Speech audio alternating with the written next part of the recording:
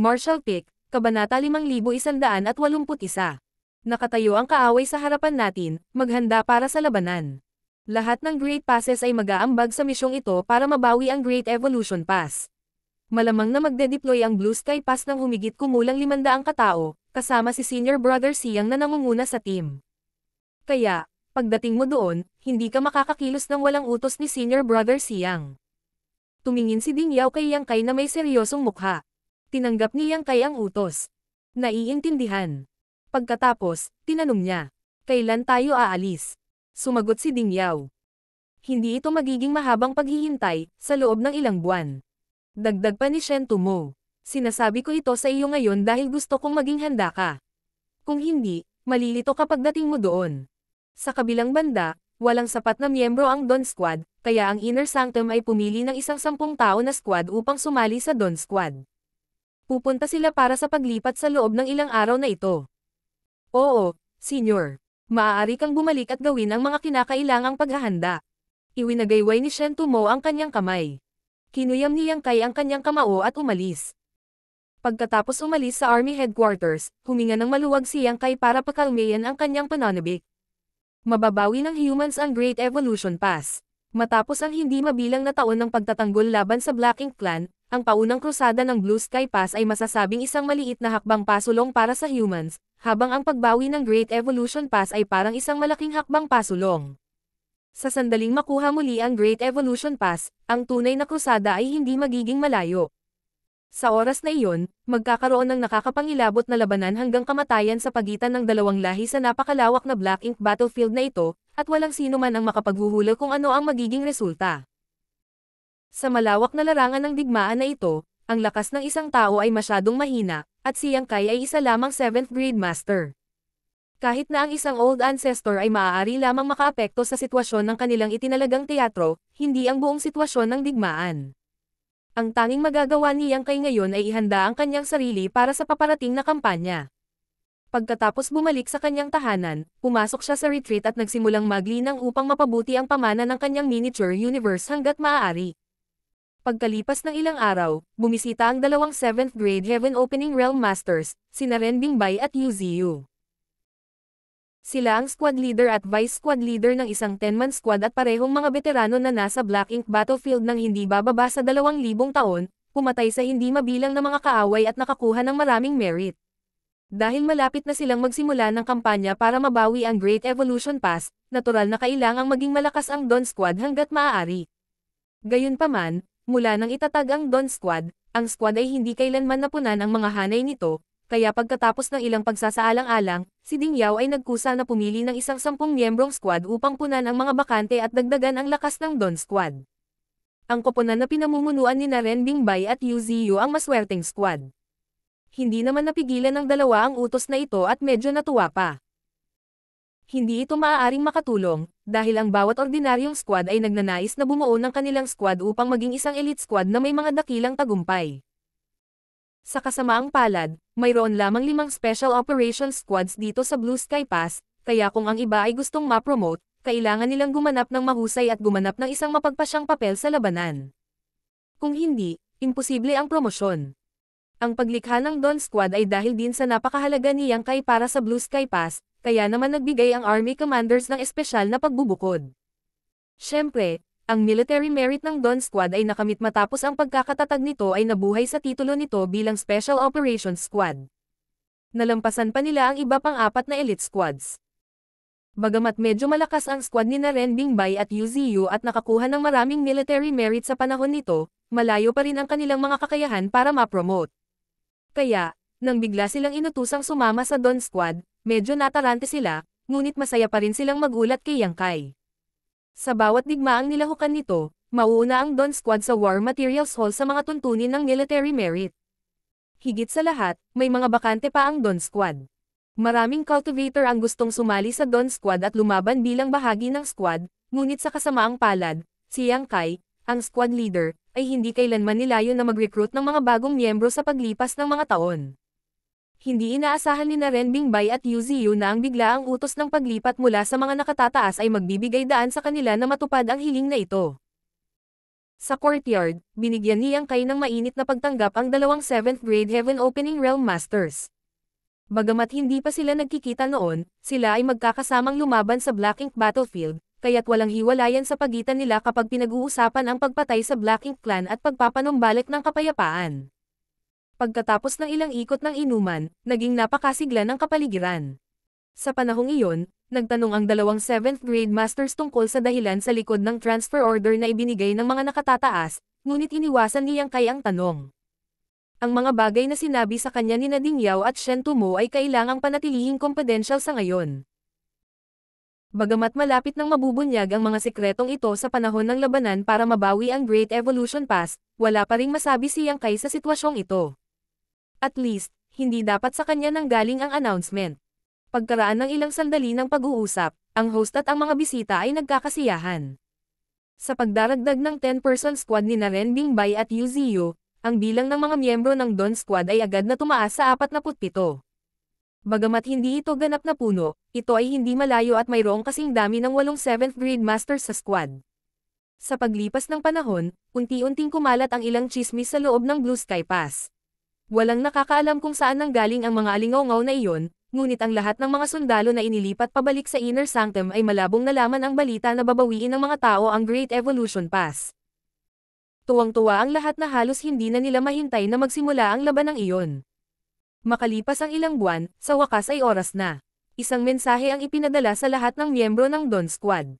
Nang makapagtipon na silang lahat, pinamunuan sila ni Yang Kai sa Blue Sky Pass Main Square, kung saan nagtipon ang mga squad na may iba't ibang bilang mula sa lahat ng direksyon ng Inner Sanctum. Sa oras na dumating si Yang Kai kasama ang Dawn Squad, daan-daang tao na ang nagtipon at marami pa ang papunta. Sa wala pang kalahating tasa ng oras ng tsaa, humigit kumulang 500 katao ang nagtipon sa plaza, na siyang numerong ipinahayag ni Ding Yao kay Yang Kai kanina. Sa kabila ng maraming tao, tahimik ang plaza. Sa ilalim ng kalmadong panlabas bagaman ay pinipigilan ang kaguluhan. Si Chai Fang, ang squad leader ng matandang pagong, ay nakatayo hindi kalayuan mula kay Yang Kai habang nakapikit sa kanya upang maakit ang kanyang atensyon. Sinabi ni Chai Fang, "Brother Yang, sa paghusga sa sitwasyong ito, tila ang mga chismis tungkol sa pagbawi ng Great Evolution Pass ay maaaring totoo." Nang magsimulang kumalat ang balita ng pagbawi sa Great Pass sa paligid ng Inner Sanctum, pumunta rin si Chai Fang kay Yang Kai para talakayin ang bagay na ito sa kanya, ngunit hindi nang ahas si Yang Kai na ihayag ang anuman at nagkunwaring hindi alam ang tungkol dito kapag nakikipag-usap kay Chai Fang. Gayunpaman, alam ng lahat na kung wala ang palihim na pag-aproba mula sa mga nakatataas, hindi kakalat ang balita sa buong Inner Sanctum. Sa makatuwid, inaasahan ni Chai Fang na ito ay higit sa 80% totoo noon, at ngayon ay tila tama siya. Matapos mapagtanto iyon, si Chai Fang ay nakaramdam ng labis na pananabik. Mula noong labanan 200 taon na ang nakalilipas, ang mga sundalo ng Blue Sky Pass ay naiinip at walang ginagawa. Hindi mabata para sa kanila na huwag pumatay ng anumang mga kaaway sa loob ng 200 taon, ngunit ngayon ay maaari na nilang mapatay ang pinakamaraming mga kaaway hanggat maaari sa panahon ng kampanyang ito upang mabawi ang Great Evolution Pass. Sa tingin ko tama ka, sagot ni Yang Kai. Pagkatapos, idinagdag ni Chai Fang.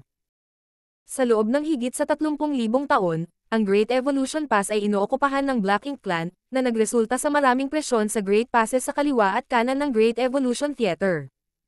Kung mababawi natin ang Great Evolution Pass, mababawasan ng husto ang pressure sa dalawang Great Passes na iyon. Ang bawat Great Pass ay may katumbas na teatro, kaya kapag bumagsak ang Great Evolution Pass, ang lahat ng Black Ink Clan sa teatro na iyon ay natural na walang mga hadlang at magkakaroon ng karagdagang lakas tao upang palakasin ang kanilang mga kapwa-angkan sa dalawang magkatabing teatro. Bagamat ang kahusayan ng kanilang mga reinforcement ay hindi mataas dahil sa layo, nagawa pa rin nilang pahirapan ang dalawang Great Passes sa maraming mga taon. Kung ikukumpara sa iba pang Great Passes, ang dalawang Great Passes na katabi ng Great Evolution Pass ay mayroon ding mas maraming tropa.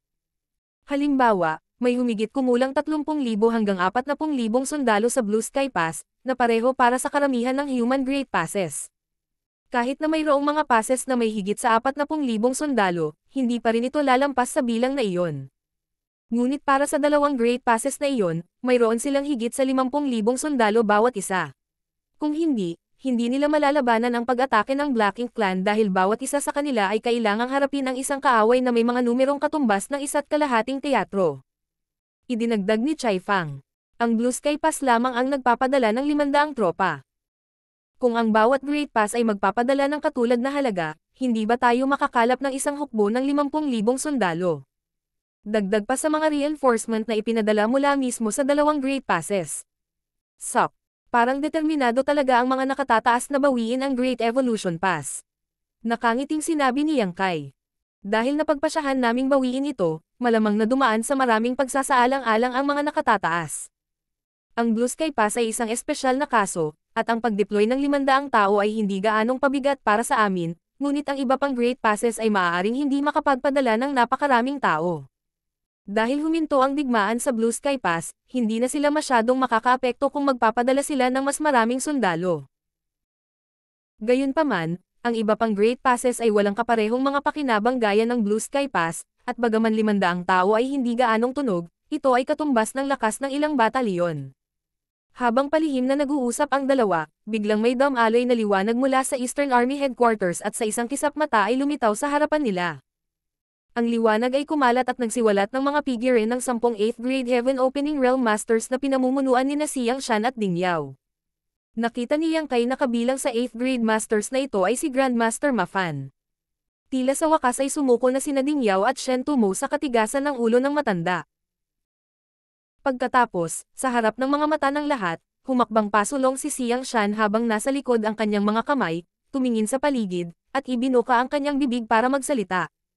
Kamakailan lang, may ilang chismis na kumakalat sa inner sanctum, at sa tingin ko kayong lahat. Narinig ko sila, kaya ngayon, narito ako para sabihin sa iyo ang lahat na totoo ang usapin ng pagbawi ng Great Evolution Pass. Kahit na ang lahat ng nakatayo dito ay nahulaan na ito at halos sigurado tungkol dito, nagkaroon pa rin ng kaguluhan ng formal na ipahayag ito ni Siyang Shan. Binaliwala ang pananabik ng mga sundalo, nagpatuloy si Siyang Shan. Mula nang bumagsak ang Great Evolution Pass mahigit 30,000 taon na ang nakalilipas, ito ay nasa ilalim ng kontrol ng Black Ink Clan, at ang malakas na linya ng depensa na itinayo ng Ancient Masters ay naging vulnerable. Ang Black Ink Clan sa Great Evolution Pass ay nangahas pa na makipagsapalaran at hamanin ang No-Return Pass. Iyan ay isang kahihiyan sa buong sangkatauhan. Sa loob ng 30,000 taon, sinusubukan naming mabawi ang Great Evolution Pass, ngunit ang sitwasyon dito sa Black Ink Battlefield ay kakilakilabot at ang bawat Great Pass ay hindi kayang hatiin ang aming mga puwersa, kahit na gusto namin. Ngayong lumipas na ang 30,000 taon, pagkatapos ng mga henerasyon ng pagsusumikap at pagsisikap, sa wakas ay dumating na ang pagkakataon. Hindi ako makapagkomento sa mga karapatan at mali ng aking mga ancestor, ngunit bilang isa sa kanilang mga inapo, isa lang ang layunin ko. Upang mabawi ang Great Evolution Pass.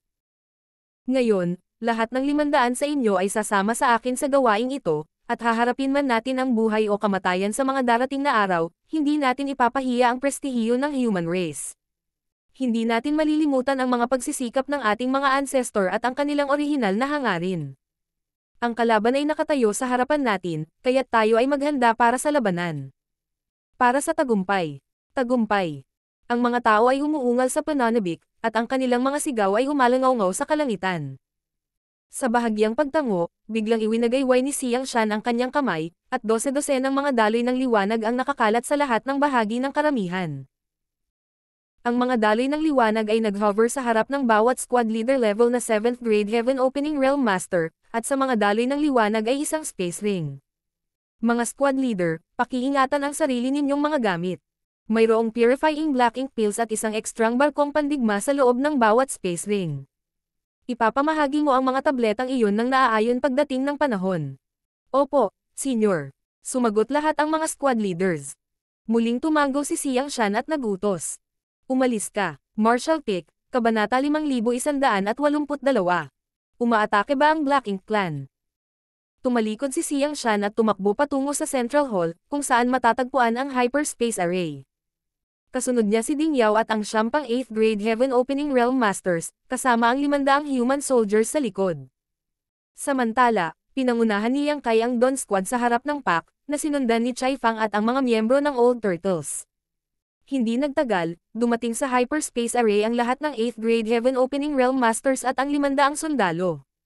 Sa kabutihang palad, ang Central Hall ay sapat na maluwang upang mahawakan ang daan-daang tao ng hindi masikip. Isang 8th grade Heaven Opening Realm Master ang sumalubong sa kanila at itinaas ang kanyang kamao kay Xiangshan. Nakahanda na ang lahat. Tumanggo si Xiangshan. Maraming salamat. Tumabi ang 8th grade master, at pinangunahan ni Xiangshan ang daan-daang sundalo diretso sa harapan ng space array. Ang liwanag ng array ay kumikinang ng maliwanag habang ang mga pattern ay kumikislap at ang array ay humihina, na malinaw na nagpapahiwatig na ito ay nabuksan na at handa ng gamitin. Lumingon si Xiangshan, tumingin sa 500 tao sa likod niya at nagutos. Pumunta kayo sa 50 at kumalat. Sinunod ng karamihan ang utos, at sa pamumuno ng kanilang mga squad leaders, 3 hanggang 4 na squad ang bumuo ng mga grupo na tig 50 bawat isa. Tanging ang Dawn Squad at ang Old Turtles lang ang hindi na kailangang gumalaw dahil ang kabuuang bilang ng mga miyembro sa dalawang Special Operations Squad na iyon ay halos 50 katao. Lumingon si Xiangshan, tumingin sa 8th grade Heaven Opening Realm Masters sa paligid niya, at bahagyang tumanggo. Sa susunod na sandali, lumipat ang grupo ng 8th grade Heaven Opening Realm Masters sa isang grupo ng mga sundalo. Ang dumating bago ang Dawn Squad ay si Grandmaster Mafan.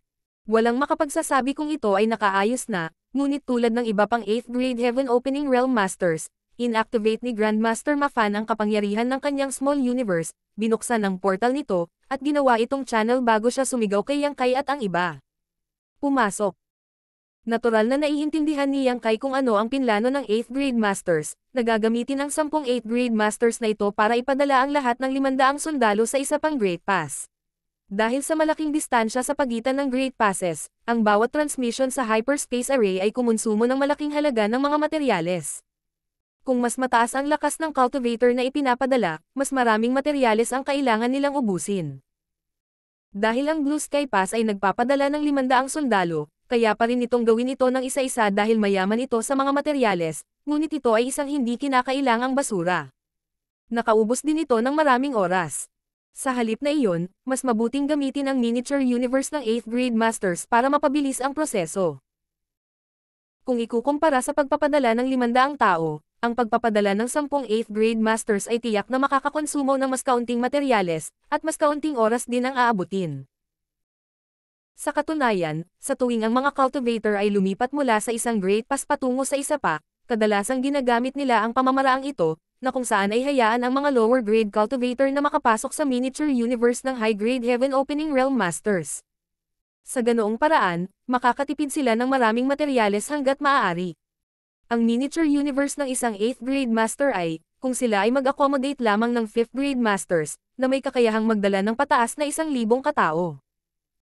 Kung sinusubukan nilang humawak ng 6th grade masters, humigit kumulang 100 tao ang magiging limitasyon. Para sa 7th grade masters, marahil 10 ang limitasyon. Ang anumang higit pa ay magdaragdag ng malaking pasanin sa miniature universe ng 8th grade master at magdudulot ng hindi kinakailangang kaguluhan. Sa makatuwid, pagkatapos na maingat na pag-usapan ni Xiangshan at ng iba pa ang bagay na ito, naisip nila na ang paggamit ng 10 8th grade Heaven Opening Realm Masters upang maghatid ng 500 katao ay ang pinakamahusay na pagpipilian. Pagkatapos ng sigaw ni Grandmaster Mafan, si Yang Kai ay unang pumasok sa portal, na sinundan ng mga miyembro ng kanyang koponan. Pagkatapos, sunod-sunod na naglaho ang bawat figure. Pagkatapos lamang makapasok ang lahat sa miniature universe, isinara ni Grandmaster Mafan ang portal. Hindi ito ang unang pagkakataon na gumawa ng ganito si Mafan. Gayunpaman, ito ay isang bagay na iiwasan ng karamihan kung maaari. Sa ilalim ng normal na mga pangyayari, kahit na ang isang high-grade Heaven Opening Realm Master ay maaaring mag-imbak ng isang tao na mas mababa ang grado sa kanilang miniature universe, hindi nila gagawin dahil ang mga panganib ng paggawa nito ay masyadong malaki. Magiging napakahirap na pigilan ang kanilang miniature universe mula sa pagkasira mula sa loob kung ang isang taong kinuha nila ay may malisyosong intensyon. Maaaring gamitin ng high-grade masters ang kanilang world force para sugpuin ang ganoong pag-uugali, ngunit ang kanilang miniature universe ay hindi maiiwasang mahawa sa world force ng ibang tao hanggat ang kabilang partido ay nagpapalipat-lipat lamang ng kanilang lakas, na napakahirap harapin. Sa makatuwid, ang mga cultivator sa miniature universe ni Yang Kai ay kailangang umalis nang malapit na silang makapasok sa Heaven Opening Realm. Ang isa pang dahilan ay ang bawat isa ay may iba't ibang mga landas ng paglilinang, at ang mga disipulo ng Void Dao Temple ay magkakaroon ng mababang tsansa na magtagumpay kung sila ay mananatili sa Yang Kai's miniature universe kapag gusto nilang makapasok. Gayunpaman, Ang Black Ink Battlefield ay isang espesyal na kaso. Karaniwan nang makakita ng high-grade Heaven Opening Realm Masters na gumagamit ng kanilang miniature universe para ma-accommodate ang lower-grade na Masters. Ang lahat ng tao dito ay buhay at kamatayang kasama at lumaban ng magkatabi, kaya hindi isyo ang pagtitiwala. Matapos matanggap ang buong Dawn Squad, medyo namutla si Grandmaster Mafan kahit na wala pang 50 katao ang natanggap. Sa kabilang banda, si Xiang Shan at ang iba pa ay tila normal, lalo na si Xiang Shan. Nakakuha siya ng halos 60 katao ngunit mukhang maayos pa rin siya. Mula doon, malinaw na kahit na ang dalawa ay nasa iisang realm, ang pamana ni Mafan ay hindi maihahambing sa mga veteranong 8th grade Heaven Opening Realm Masters mula sa Blue Sky Pass. Pagkatapos ng lahat, ang daw ng artifact refining ay nag-ubos ng maraming oras at lakas, kaya ang kanyang pundasyon ay hindi gaanong mayaman. Matapos matanggap ang lahat ng 500 tao sa kanilang miniature universe, ang 8th grade Heaven Opening Realm Masters ay hindi kaagad nag-teleport palayo sa hanay ngunit sa halip ay tumayo sa pwesto at tahimik na naghintay. Iyon ay dahil hindi lang ang Blue Sky Pass ang nagpapadala ng mga tao. Dahil ang lahat ng Great Passes ay nagde-deploy ng ilang mga sundalo para sa kampanya, imposible para sa tumatanggap na space array na suportahan silang lahat ng sabay-sabay, kaya kinailangan nilang maghintay ng signal mula sa kabilang panig. Ito ay hindi isang mahabang paghihintay. Makalipas ang halos kalahating oras, biglang sumikat ang hyperspace array ng liwanag na sobrang nakakasilaw ngunit mabilis na binawi. Nangyari ito ng 3 beses. Iyon ang hudyat na napagkasundoan nila at iyon. Matapos ma-stabilize ang liwanag sa paligid ng array, nanguna si Xiang Shan, tumungo sa array, na sinundan ng iba pang Heaven Opening Realm Masters. Ay activate ang array. Utos ng 8th grade Heaven Opening Realm Master na sinusubaybayan ang Central Hall. Pagkatapos, ang marami ng nakahanda na mga sundalo sa paligid ng hanay ay bumuo ng isang hanay ng mga selyo at sinimulan ang hanay. Isang nakakasilaw na liwanag ang sumikat mula sa gilid ng Grand Array at unti-unting kumalat patungo sa gitna. Hindi nagtagal ay binalot nito si Xiang Shan at ang iba pang 10 8th grade masters. Ang hanay ay humuhuni, at ang bulwagan ay yumanig. Makalipas ang 100 ng paghinga, nawala ang nakakasilaw na liwanag, at naging madilim ang hanay. Si Xiang Shan at ang iba pang nakatayo doon ay wala na kasama nito. Ang mga kristal na inilagay sa 7 array node sa paligid ng Grand Array ay lumabog din. Ang 7 array node na iyon ay tumutugma sa 7 elements. Ang mga kristal na ito ay orihinal na inayos dito, na nilikha ng isang espesyal na pamamaraan na nakakalap ng enerhiya mula sa iba't ibang mga materyales. Kahit na ang isang kristal na kasing laki ng isang kuko ay kumonsumo ng isang hanay ng mga materyales na maaaring makatulong sa paggawa ng 5th grade Heaven Opening Realm Master. Kung ang mga kristal na naubos sa isang paglipat na ito ay tipunin, maaari nilang punan ang isang buong wash basin. Maaaring isipin ng isa kung gaano karaming mga materyales ang natupok ng teleportasyon na ito. Samantala, sa loob ng miniature universe ni Mafan, si Yang Kai at ang iba pa ay nakaupong naka-crossleg, pinapakalma ang kanilang kapangyarihan, at sinubukang manatiling hindi gumagalaw. Ito ang dapat magkaroon ng kamalayan sa sarili ng bawat Heaven Opening Realm Master na naimbitahan sa isang miniature universe. Marahil dahil nilinang din niya ang daw ng artifact refining, napansin niyang kay na maraming artifact refining daw essences sa miniature universe na ito sa sandaling pumasok siya. Sila ay nasa loob ng miniature universe ni Grandmaster Mafan, at bilang isang artifact refining Great Grandmaster, normal lang na magkaroon ng napakakapal na daw essence. Kung ang miniature universe ni Grandmaster Mafan ay makapagpapalaki ng mga buhay na nilalang tulad ng miniature universe ni Yang Kai, tiyak na maraming mga kababalaghan sa pagpipino ng artifact na lilito mula rito. Sa katunayan, dahil sa espesyal na katangian ng miniature universe ng Heaven Opening Realm Master, sa tuwing ang lakas ng isang cultivator ay umabot sa 7th grade, ang kanilang miniature universe ay magiging material mula sa hindi material.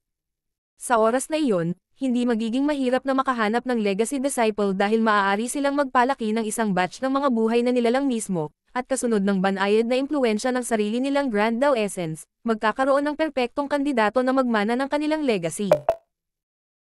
Gayunpaman, sa ilalim ng normal na mga kalagayan, ang high-grade Heaven Opening Realm Masters ay hindi gagawa ng ganoong bagay dahil ang kanilang miniature universe ay madaling maging hindi matatag kapag nakikipaglaban sa matinding labanan, at ang mga buhay na nilalang sa loob ay mamamatay o masasaktan. May posibilidad na ang daan-daang taon ng pagsusumikap ay mawawala sa isang sagupaan. Ayon sa kaalaman ni Yang Kai sa lugar na ito, tanging ang mga high-grade heaven opening mula sa cave heavens at paradises na malapit nang mamatay ang gagawa ng ganoong bagay. Alam nilang wala na silang mahabang buhay, at walang pag-asa para sa kanila sa hinaharap. Sa makatuwid, ang tanging magagawa nila bago matapos ang kanilang buhay ay ang mag-ambag sa pagpapatuloy ng kanilang sekta. Iyon ang dahilan kung bakit walang kakapusan sa mga alchemist at artifact refiners sa cave heavens and paradises, at kung bakit ang mga espesyal na sekta tulad ng Divine Cauldron Heaven at Divine Medicine Heaven ay masisiguro ang pagpapatuloy ng kanilang mana mula sa henerasyon hanggang sa henerasyon. Sa totoo lang, maaaring sinamantala ni Yang Kai ang pagkakataong maglinang sa kapaligiran ito at marahil ay magkaroon ng isang bagay. Ngunit wala siyang masyadong pakialam sa daw ng artifact refining, at ang dahilan kung bakit niya ito isinasabuhay ay dahil lang sa may kaugnayan ito sa isang misyon. Ngayong matagal nang natapos ang kanyang misyon, matagal na siyang hindi aktibong nilinang ang daw ng artifact refining. Matapos maghintay ng halos 1 oras o higit pa, biglang tumunog ang miniature universe, at bumukas ang isang portal sa labas ng mundo. Bumangon ang mga miyembro ng Dawn Squad at lumabas sa portal sa ilalim ng pamumuno ni Yang Kai, iniwan ang miniature universe ni Grandmaster Mafan. Nang biglang nagbago ang mundo, natagpuan nila ang kanilang mga sarili sa gitna ng isang malaking bukas na lugar. Bago pa man makatayo ang mga tao, isang hindi malinaw na ingay ang pumasok sa kanilang mga tainga habang naramdaman nila ang mga pagbabago sa enerhiya na dumarating sa kanila mula sa lahat ng direksyon. Ang mga palatandaang ito ay pamilyar sa lahat dahil lahat sila ay nakatagpo ng mga ganitong eksena ng maraming beses sa kanilang buhay. Si Shen Ao, na nakatayo sa tabi ni Yang Kai, ay nakataas ang isang kilay at tinanong kung ano ang iniisip ng lahat. Aatake ba ang Black Ink Clan? Bahagyang tumango si Yang Kai. Hindi niya alam kung aling Great Pass ito, ngunit isa ito sa dalawang katabi ng Great Evolution Pass. Pagkatapos ng lahat, upang mabawi ang Great Evolution Pass, simula sa dalawang magkatabing Great Passes ang magiging pinakamaikling ruta. Gayunpaman, hindi nila inasahan na makakabangga nila ang Black Ink Clan na umaatake sa Great Passes. Gayun din, hindi maisip ni Yang Kai kung ang pag-ataking ito ay nagkataon lamang o isang sitwasyong binalak ng mga tao. Hulaan niya na ito ay malamang na ang huli. Ang mga pagkubkob ng Black Ink Clan ay karaniwang tatagal ng maraming taon, ngunit magkakaroon ng parehong mahabang panahon ng pahinga sa pagitan, kaya kung papayag ang mga tao, madali nilang maiiwasan ang mga ganitong insidente. Sa kasong ito, tila nagpa siya ang mga nakatataas na magdulot ng malubhang pinsala sa puwersa ng Black Ink Clan sa kalapit na mga sinehan bago kunin muli ang Great Evolution Pass para hindi makapagpadala ng mga reinforcement ang kaaway. Iyon din ay isang napaka-natural na pagpipilian. Ibinaling ang kanyang ulo upang tingnan ang 10 8th Grade Heaven Opening Realm Masters mula sa Blue Sky Pass. Nahulaan ni Yang Kai na ang Black Ink Clan sa teatro na ito ay malapit ng magdusa ng matinding pinsala. Nagbubulungan ang mga miyembro ng Dawn Squad, tulad ng sa ibang squad. Mukhang napansin nila ang espesyal na sitwasyon dito. Gayunpaman, nalilito pa rin silang lahat kung saang Great Pass sila naruroon. Walang silbi ang universe chart na dinala nila mula sa Blue Sky Pass dahil may kanya-kanyang universe chart ang bawat theater. Bagamat may mga detalye ang chart tungkol sa ilang kalapit na teatro, ang universe chart ay walang ipinakitang Great Passes na mas malayo. Habang ang mga miyembro ng Dawn Squad ay nag-uusap sa kanilang sarili, isang 8th Grade Heaven Opening Realm Master ang biglang dumating mula sa hindi kalayuan at kinuyam ang kanyang kamao kay Siang Shan. Senior Brother Siang. Binati ni Siang Shan ang pagbati. Junior Brother Hong. Martial Pick, Kabanata 5183. Wind and Cloud Pass. Bagamat walang nakakaalam kung saang Great Pass nagmula ang lalaking tinatawag na Junior Brother Hong, halatang hindi siya lokal. Pagkatapos niyang makipagkita kay Siang Shan, nakipag-ugnayan sila sa pamamagitan ng Divine Sense. Sinamantala ni Yang Kai ang pagkakataong tumingin sa paligid at napagtanto na maraming cultivator ang nagtipon sa iba't ibang grupo sa plaza. Ang bilang ng mga tao sa bawat grupo ay nag-iiba mula sa humigit kumulang 200 hanggang 300, ngunit wala sa kanila ang may 500 tulad ng Blue Sky Pass. Ang mga grupong iyon ng mga cultivator na nagtipon ay dapat ay ang mga sundalong ipinakalat ng iba't ibang passes, at tila tama ang hula ni Yang Kai. Dahil iba ang sitwasyon sa Blue Sky Pass, maaari silang mag-deploy ng 500 sundalo, habang ang ibang Great Passes ay hindi makapag-deploy ng kasing dami. Sa kaibahan sa 30,000 hanggang 40,000 sundalo sa bawat Great Pass, ang ilang daang tao ay hindi masyadong makakaapekto sa kanilang lakas. Ngunit kapag ang lahat ng mga ito ay natipon sa lugar na ito ay magiging isang malaking halaga ng lakas tao. Tinansya ni Yang Kai na halos 6,000 hanggang 7,000 katao ang nagtipon sa plaza na ito, at ito ay bago pa dumating ang lahat. Kapag nagtipon na ang lahat, malamang na magkakaroon ng ilang 10,000 sa kabuuan. Sa bawat grupo ng mga cultivator, magkakaroon din ng 8th grade masters, ngunit iba-iba rin ang kanilang bilang. Bawat grupo talaga ay may higit sa 5 bagaman. Tila ang ibang Great Passes ay gumawa ng parehong pagpipilian bilang Blue Sky Pass, gamit ang miniature universe mula sa 8th grade masters para ipadala ang kanilang mga sundalo dito. Si Yang Kai ay lihim na hindi nakaimik. Bukod sa 6,000 hanggang 7,000 sundalong nagtipon sa parisukat na ito, mayroon ng humigit kumulang 100 8th grade Heaven Opening Realm Masters na naruroon. Ang Black Ink Clan na kumukubkob sa Great Pass sa sandaling ito ay hindi lamang malas, malapit na silang makaramdam ng miserable. Nang tatanungin na sana ni Yang Kai si Grandmaster Mafan kung saang Great Pass sila naroroon, isang boses ang biglang tumunog sa kanyang tainga. "Brat, dito." Kasunod ng direksyon ng boses, tumingin si Yang Kai sa paligid at nakitang may nagwagayway ng kanyang kamay mula sa isa sa mga grupo. Si Shu Linggang iyon. Natigilan si Yang Kai dahil hindi niya inaasahang makikita si Shu Linggang doon. Dahil si Shu Linggang ay isang 7th grade master, tiyak na pumunta siya rito para makibahagi sa misyon na mabawi ang Great Evolution Pass. Nang makita ni Yang Kai si Shu Linggang, masaya siya dahil siya pa rin ang kanyang elder, sa kabila ng pareho silang kultibasyon. Kasunod nito, pumunta si Yang Kai kay Ding Yao at sinabing, "Martial Uncle, may kakilala ako doon. Pupunta ako at kamustahin." Lumingon si Ding Yao sa mga lugar kung saan nagtitipon ang mga cultivator mula sa Yinyang Pass at bahagyang tumanggo. "Malaya kang gumala ngunit huwag umalis sa plaza." "Oo," sumagot si Yang Kai at tumalikod upang maghatid ng mensahe sa mga miyembro ng Dawn Squad bago tumungo sa Shu Linggang. Pagdating niya sa harap ni Shu Linggang, yumoko si Yang Kai. "Martial Uncle Shu." Yumoko rin siya kay Tang Qiu at sa iba pa. Pagbati, "Seniors." Sa panig ng Yinyang Pass, hindi lang sumali si Shu Linggang sa misyon na ito, kundi pati si Tang Qiu at ilang iba pang pamilyar na mukha. Sa mga 8th grade Heaven Opening Realm Masters na ito, may ilan na kilala ni Yang Kai at ang ilan ay hindi niya kilala. Nakatayo sa likod ni Shu Linggang sina Ching Kui at So Yingzhou, na tumanggaw din kay Yang Kai bilang pagbati. Hinampas ni Shu Linggang ang kanyang kamay sa balikat ni Yang Kai at tumawa ng tame time. "Hindi ko akalain na magkakaroon tayo ng pagkakataon na makipaglaban muli ng magkatabi. Buti na lang kasama ka namin dahil madalas kang magdulot ng kaguluhan, na pinaka-ikinatuwa ko." Napatawa si Yang Kai nang marinig iyon. Hindi sigurado kung ito ay isang papuri, casual siyang sumagot. "Martial Uncle Shu, niloloko mo ako. Nakatitiyak akong nakikita ka at ang iba pa ay maayos ang kalagayan." Masayang tumanggo si Shu Linggang. "Kukunin ko ito bilang anak mo." Idinagdag ni Yang Kai.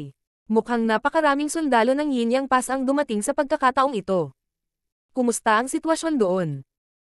Ngayon lang, napansin niya na ang bilang ng mga sundalo mula sa Yinyang Pass ay katulad ng sa Blue Sky Pass, humigit kumulang 500 na may 10th 8th grade Heaven Opening Realm Masters.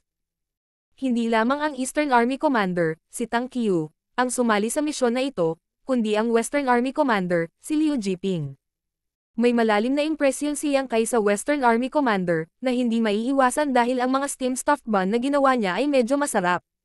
Noong siya at ang old ancestor ng Yinyang Pass ay tumatambay sa marketplace, madalas siyang pumunta sa Lin Steamed Bun Restaurant. Dahil dalawang Army Commander ang personal na dumating dito, malinaw na nangangahulugan ito na maayos ang lahat sa Yinyang Pass.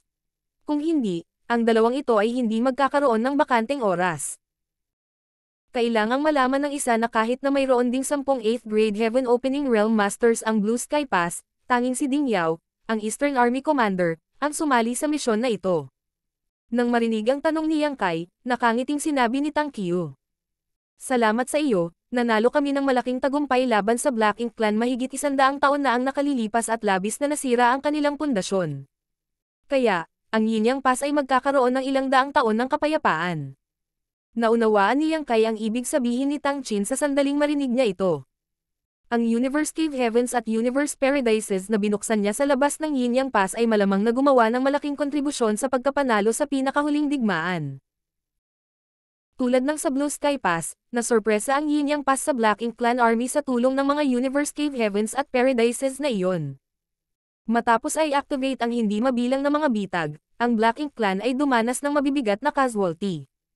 Halos ang buong Black Ink Clan Army ay napatay sa digmaang iyon, habang mahigit 20 territory lords ang namatay o malubhang nasugatan. Sa kabila ng minsang naranasan ang mga bitag na iyon sa Blue Sky Theater at napakaingat sa pag-atake sa Yinyang Pass, maliban na lang kung ang Black Ink Clan ay tumigil ng buo sa pagkubkob sa Great Passes, ilang oras na lang bago sila mahulog sa mga bitag na iyon. Para sa Black Ink Clan, walang magandang solusyon sa mga death traps na itinakda ng humans, at magbabayad sila ng mataas na presyo kapag nakatagpo nila sila kung handa sila ng maaga o hindi.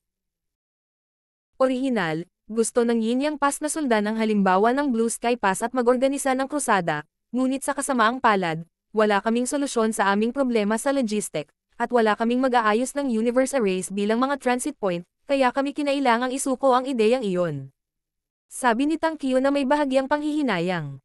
Naisipan ng Yinyang Pass na hilingin kay Yang Kai na tulungan silang mag-set up ng ilang universe arrays bilang transit point para sa kanilang krusada. Gayunpaman, dahil sa iba't ibang dahilan, ang plano ay tuluyang na-shelve. Bagamat hindi sila makapag-organisa ng krusada, medyo stable ang sitwasyon sa Yinyang Theater ngayon, kaya maaari silang mag-deploy ng mas maraming tao para suportahan ang misyon na mabawi ang Great Evolution Pass. Iyon ang dahilan kung bakit nag-deploy ng 500 katao ang Yinyang Pass at maging ang 2 Army Commander. Sa 2 Army Commander, si Liu Jiping ay sasali sa kampanya para mabawi ang Great Evolution Pass habang si Tang Qiu ay babalik sa Yinyang Pass sa lalong madaling panahon upang pangasiwaan ang mga bagay doon. Gayunpaman, hindi alam ni Yang Kai at ng iba pa ang tungkol sa mga desisyong ginawa ng mga nakatataas. Ang tanging bagay na gustong malaman ni Yang Kai ngayon ay kung saang Great Pass sila naroroon. Nang itanong niya ang tanong na ito, sinabi ni Tang Qiu. Hindi ba sinabi sa iyo ni Ding Yao? Sumagot si Yang Kai. Wala pa akong oras para magtanong. Ipinaliwanag ni Tang Qiu. Ito ang Wind and Cloud Pass. Pagkatapos ay bumungad kay Yang Kai. Ang Wind at Cloud Pass ay natural na tumutugma sa Wind at Cloud Paradise. Dahil sa Starbound Wise World Tree at sa Good Fortune Divine Furnace, nakipag-usap si Yang Kai sa mga tao mula sa halos lahat ng Cave Heavens at Paradises at nakakilala ng hindi bababa sa 1 o 2 tao mula sa bawat isa sa kanila. Sa isang paraan, mayroon na siyang malawak na network.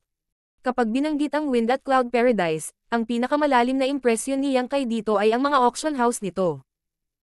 Kung iisipin, mula sa Wind and Cloud Auction House na nakuha niya ang recipe ng tableta para sa Heavenly Yuan Seal Stabilizing Pill. Kung ang lugar na ito ay Wind at Cloud Pass, ang isa pang Great Pass na katabi ng Great Evolution Pass ay dapat na Azure Void Pass. Ang Azure Void Pass ay tumutugma sa Azure Void Cave Heaven, at ang 2 Great Passes na ito ay naglagay ng Great Evolution Pass sa pagitan nila.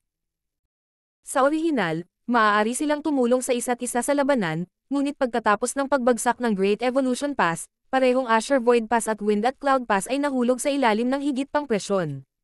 Dahil ang Black Ink Clan ng Great Evolution Theater ay walang kalaban upang labanan, maaari nilang tipunin ang kanilang mga puwersa at umunlad ng walang pag-aalala.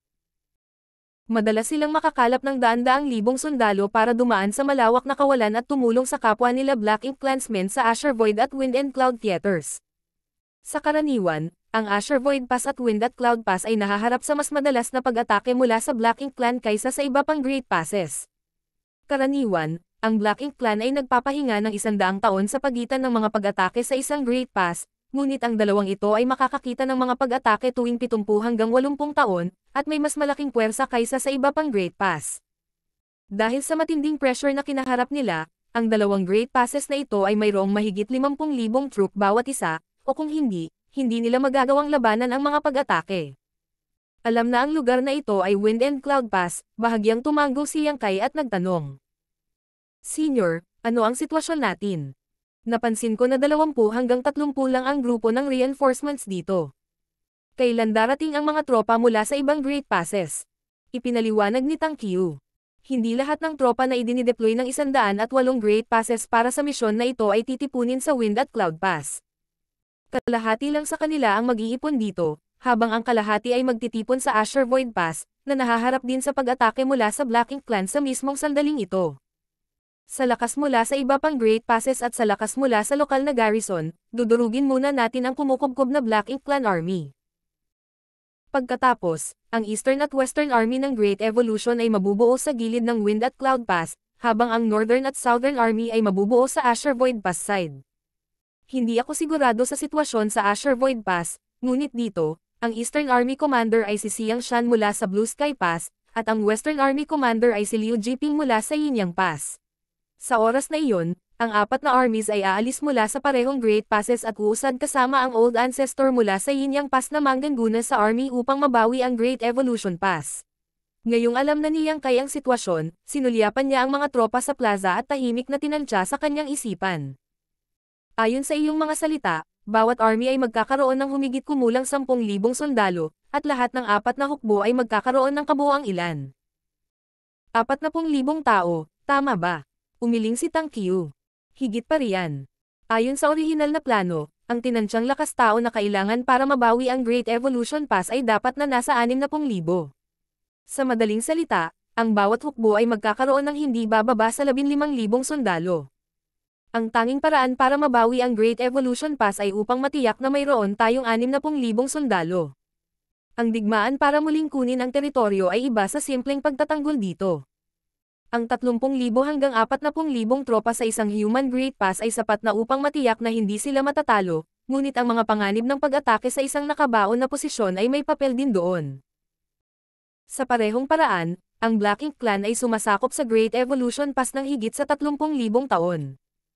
Kahit na wala silang kaparehong paraan tulad ng humans, sapat na ang 30,000 taon ng pamamahala sa lugar na iyon para makapag-set up sila ng mga bitag at iba pang defensive arrangement. Sa pagkakataong ito, turn na ng Black Ink Clan na umasa sa panganib ng pag-atake sa isang Great Pass. Kung nais ng mga tao na masakop ang Great Evolution Pass, kailangan nilang tiyakin na mayroon silang higit na mataas na puwersa, kaya 60,000 ang naisip na pinakamababang kinakailangan.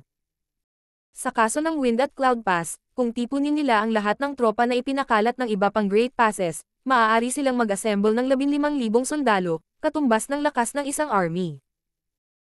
Ngunit kung isa sa alang-alang na kapag matagumpay na nakuhang muli ang Great Evolution Pass, hindi na mape-pressure ang Wind at Cloud Pass, kaya hindi na nila kakailanganin ang 50,000 sundalo para humawak sa linya.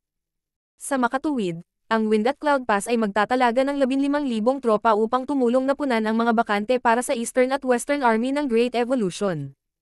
Ito ay pareho para sa Azure Void Pass.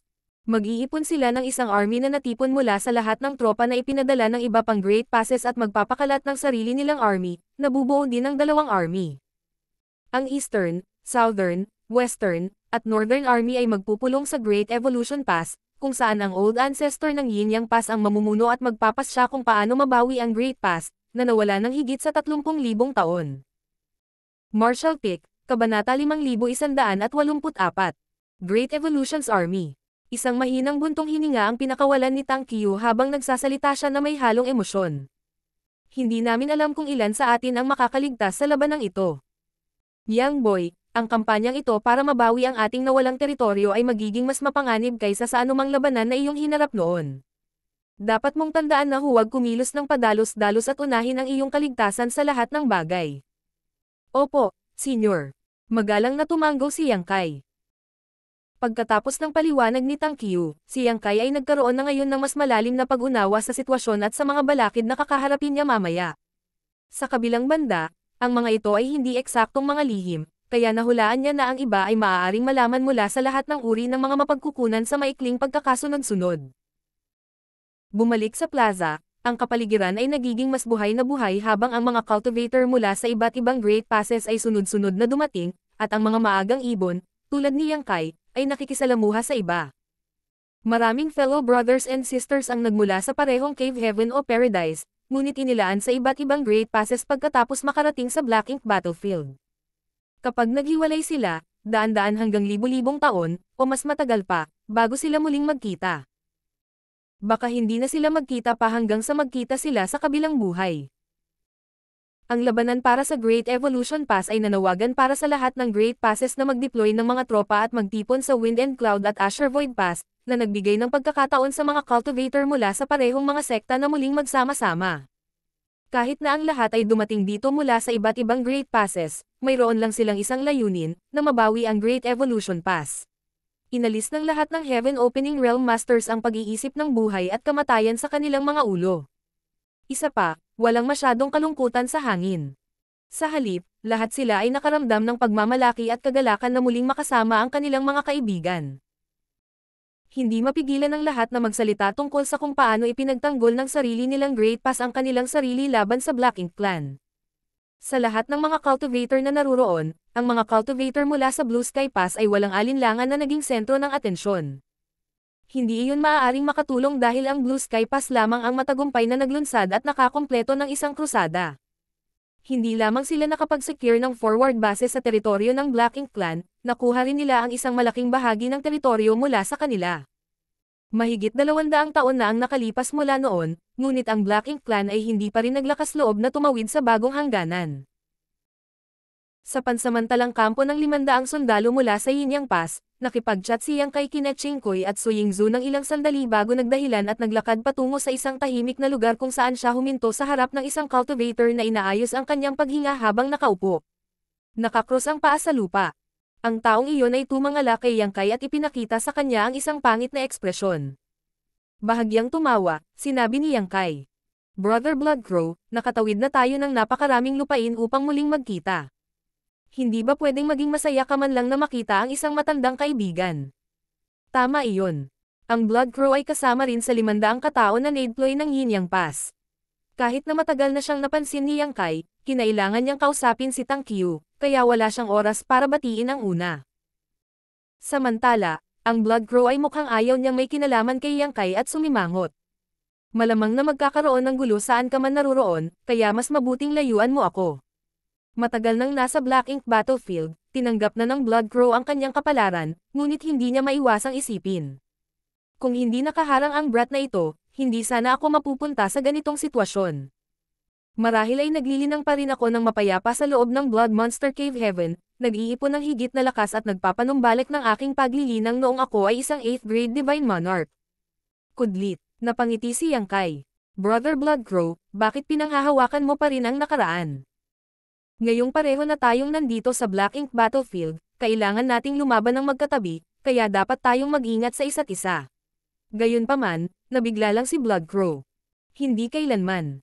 Kapag nakarating na tayo sa larangan ng digmaan, tandaan na sabihin sa akin ng maaga kung saan ka pupunta. Sa ganoong paraan, kaya kong manatili sa abot ng aking makakaya. Sa sandaling iyon, nilapitan sila ni Shu Linggang. Dapat lutisin ang mga Amnetize kaysa ayusin. Bloodcrow, ang paraan ng pagkilos mo noon ay masyadong walang awa, at ginawa lang ni Yang Kai ang dapat niyang gawin para maging ligtas. Bakit kailangan mong hawakan ang mga nakaraang sama ng loob? Nabalitaan din ni Shu Linggang ang tungkol sa nangyari noon sa Blood Monster Cave Heaven, kaya naman naiintindihan niya kung ano ang nangyayari pagkatapos makinig sa pag-uusap ni Yang Kai at Bloodcrow. Halika, narinig mo na ba ang kasabihang, ang isang ngiti ay nakakatunaw ng puot, habang ang alak ay nakakatunaw ng lahat ng sama ng loob. Pagkatapos mong matapos ang mga bote na ito, hahayaan mong lumipas ang nakaraan. Habang sinasabi iyon, naglabas si Shu Linggang ng 2 bote ng alak at itinapon ito kay Yang Kai at Bloodcrow ng may paggalang. Tinanggap ni Bloodcrow ang isa, ngunit nanatiling tahimik. Pagkatapos, hinampas ni Shu Linggang ang balikat ni Bloodcrow ng napakalakas kaya lumiit ng kaunti ang kanyang figure.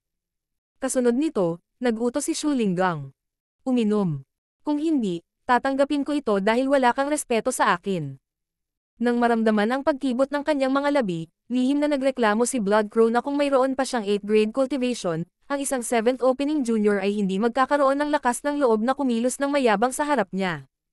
Ngunit sa kanyang kasalukuyang sitwasyon, maaari lamang niyang pigilan ang kanyang galit at sumunod sa mga salita ni Shu Linggang. Matapos buksan ang bote, iniangat niya ang ulo at nilagok ang alak. Ngumiti si Yang Kai at uminom din ng kanyang alak, samantala, si Shu Linggang ay tumawa ng malakas. Napakagaling. Ganyan mo dapat lutisin ang sama ng loob.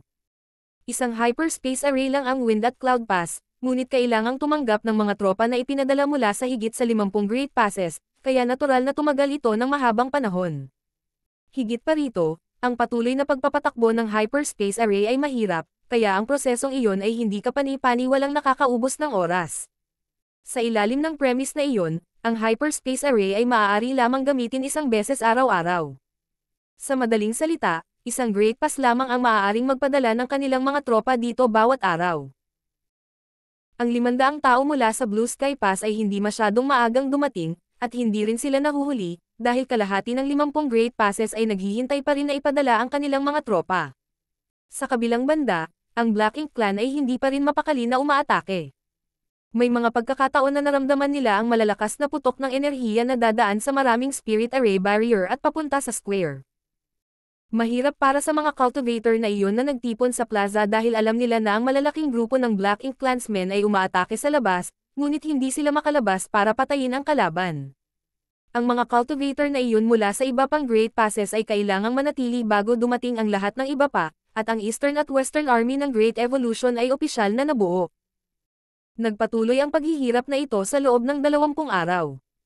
Nang ang mga huling tropa mula sa iba pang Great Passes ay dumating sa Wind at Cloud Pass, mayroon ng 15,000 cultivator na natipon sa square, kabilang ang mahigit 200 8th Grade Heaven Opening Realm Masters. Ito ay isang walang uliran na lineup. Kahit na ang bilang ng mga cultivator na natipon dito ay hindi nalampasan ang alinman sa mga Great Passes, ang bilang ng 8th Grade Heaven Opening Realm Masters ay higit na nalampasan ang lahat sa kanila. Ang lahat ng mga 8th Grade Heaven Opening Realm Masters ay nandito talaga dahil sila ay naatasang magpadala ng mga sundalo mula sa kanilang Great Passes at kailangang manatili sa Wind at Cloud Pass pansamantala dahil hindi sila maibabalik ng Hyperspace Array dito sa sandaling ito. Kasabay nito, ang kanilang presensya ay upang maglatag din ng batayan para sa nalalapit na labanan. Kasunod ng mga utos mula sa 8th Grade Heaven Opening Realm Masters mula sa lahat ng Great Passes, ang mga cultivator na iyon na nakikipag-chat sa mga matandang kaibigan ay agad na bumalik sa kanilang mga itinalagang lugar, at ang dating masiglang plaza ay agad na tumahimik. Ilang sandali pa, isang malaking grupo ng mga cultivator ang pumasok sa plaza mula sa lahat ng direksyon. Ang papasok na tropa ay may humigit kumulang 15,000 cultivator at kapantay ng mga nasa square na. Pagkatapos noon, mayroon ng 30,000 sundalo ang plaza. Nang makita ang sitwasyon, alam niyang kay na kung ang nakaraang 15,000 sundalo na nagtipon sa plaza ay mula sa iba pang Great Passes, ang 15,000 na kara-rating lang ay mga sundalo na kabilang sa Wind at Cloud Pass. Ang kanilang mga aksyon ay tila mas maayos. Bagamat hindi sinasadya niyang kay nasaktan ng sinuman, ang grupong iyon ng mga sundalo ay mula sa parehong Great Pass at may tahimik na pag-unawa, ngunit si Yang Kai at ang iba pa ay nagmula sa magkaibang Great Passes, kaya ang parehong tropa ay hindi maihahambing sa mga tuntunin ng koordinasyon. Kahanga-hanga ang tanawin ng 30,000 sundalong nagtitipon sa isang lugar. Sa sandaling iyon, isa pang 2 figure ang sumugod mula sa malayo at huminto mismo sa gitna ng plaza. Isa itong lalaki at babae, at pareho silang 8th Grade Heaven Opening Realm Masters. Ang lalaki ay si Xiang Shan mula sa Blue Sky Pass, habang ang babae ay si Liu Jiping mula sa Yinyang Pass.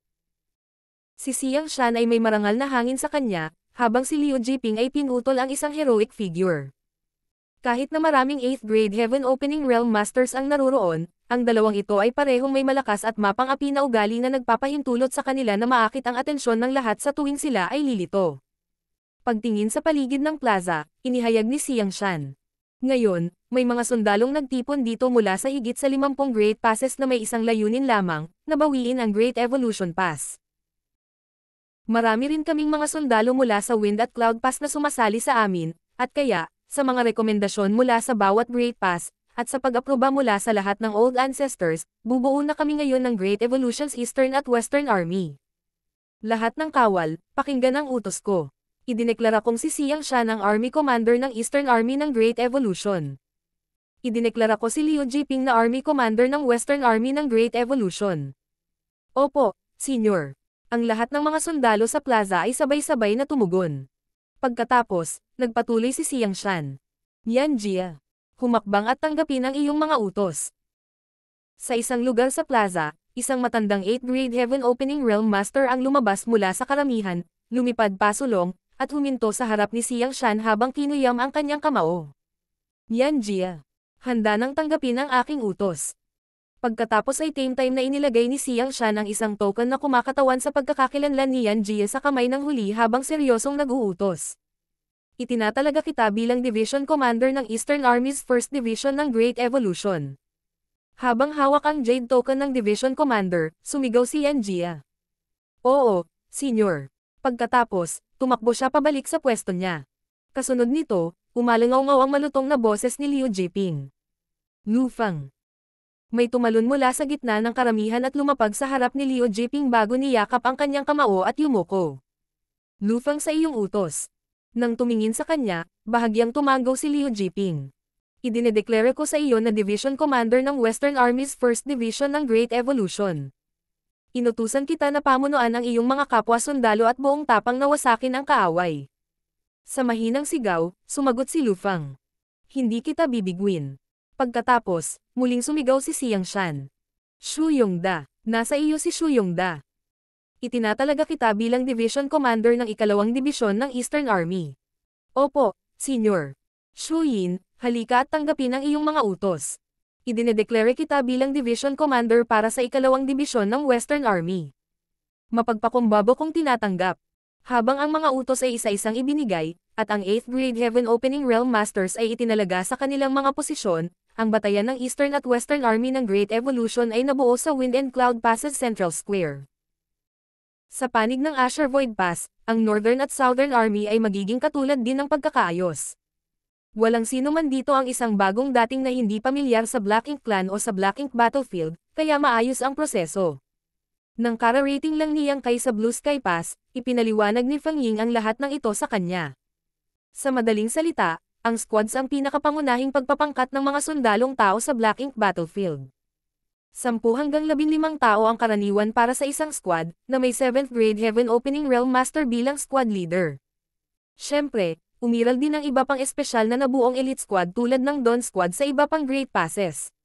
Gayunpaman, ang bawat Great Pass ay may iba't ibang bilang ng Special Operations Squads.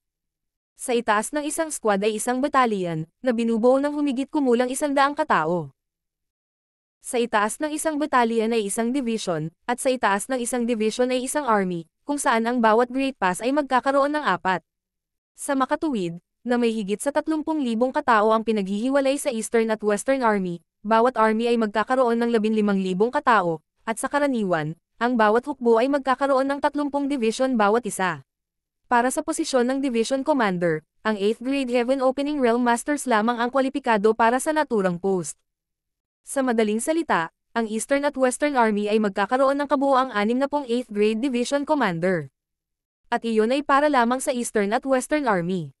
Ang Northern at Southern Army ay mabubuo sa panig ng Azure Void Pass, at sila ay nasa parehong sitwasyon dito. Sa ilalim ng premise na iyon, ang Great Evolution Army ay magkakaroon ng higit sa 108th Grade Heaven Opening Realm Masters. Ang pagkakaroon ng 60,000 sundalo, mahigit 108th Grade Masters, at personal na pinamumunuan ng Old Ancestor ng Yin Yang Pass, ito ang kumpiyansa at kapital na kailangan ng humans para bawiin ang Great Evolution Pass. Siyempre, tulad ng sinabi ni Tang Qiu, ang labanang ito ay magiging lubhang mapanganib, at walang makapagsasabi kung ilan sa 60,000 sundalong ito ang makaliligtas.